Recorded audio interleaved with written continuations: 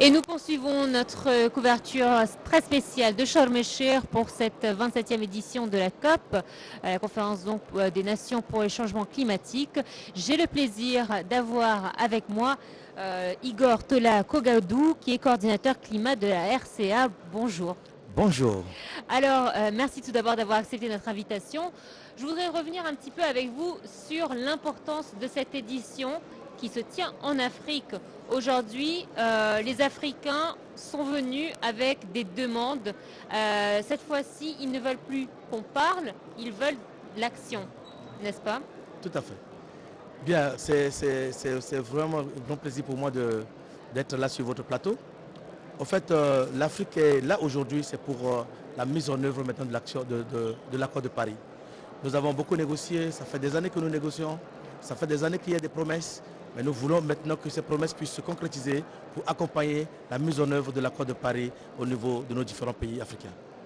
Justement, vous, en République centrafricaine, qu'est-ce que vous faites ou vous œuvrez pour pouvoir gérer la chose de manière nationale? Parce que je sais que ça demande beaucoup de financement.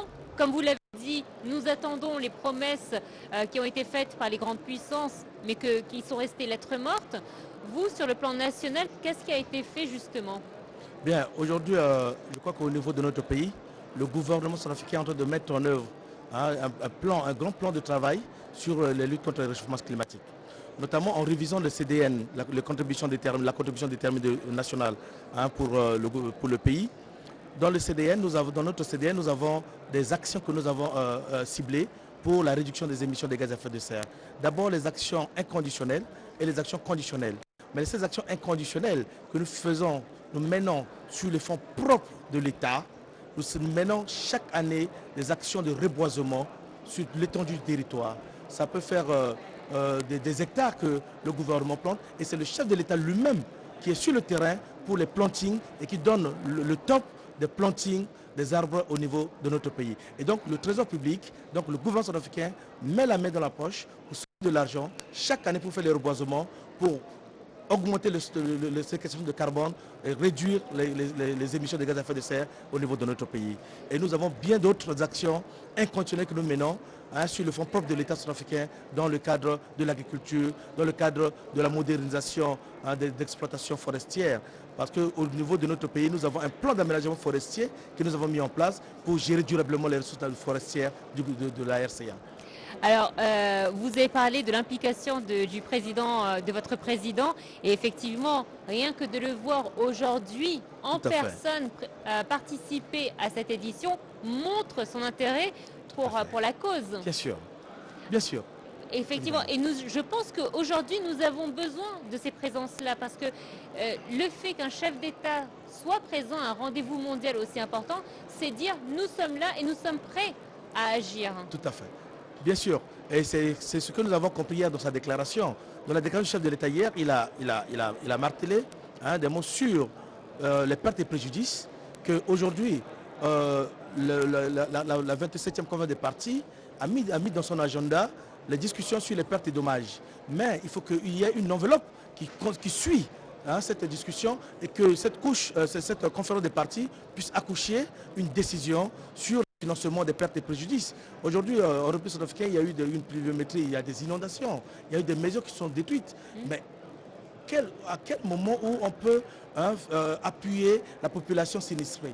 C'est avec les enveloppes de ces pertes et dommages et préjudices. Et donc, il est important que cette conférence de partis puisse sortir avec une décision claire sur les pertes et préjudices.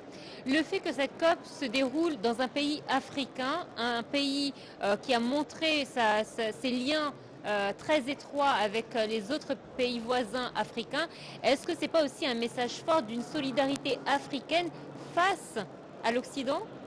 Oui, il y a une solidarité africaine.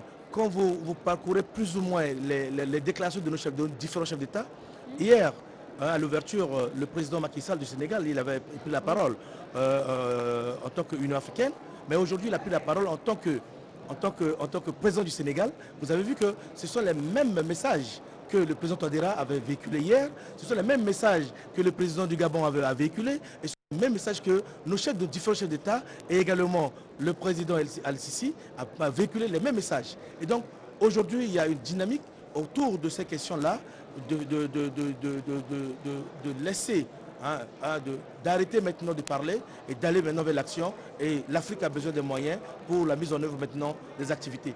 Aujourd'hui, on n'a plus besoin vraiment de beaucoup de promesses. On nous a déjà fait des promesses et que ces promesses se réalisent. Qu'on réalise ces promesses-là. Hier, nous avons entendu les pays du Nord sur le tribune des Nations Unies nous dire que on a déjà mobilisé 82 milliards, 82 milliards de dollars américains. Mais l'enveloppe c'était prévu, c'était 100 milliards de dollars depuis 2020. De 2020 jusqu'à aujourd'hui, on n'a pas encore atteint ces 100 milliards. Et donc, nous voulons actuellement que ça soit concrétisé et que nous rentrions maintenant dans la mise en œuvre de l'accord de Paris. On n'a plus besoin de beaucoup de promesses, on n'a plus besoin d'autres promesses, mais on a besoin que ces promesses faites antérieurement puissent se concrétiser. Donc, vous, ce que vous attendez aujourd'hui de cette COP27 en Égypte, à Sharm el-Sheikh, c'est une action. C'est l'action.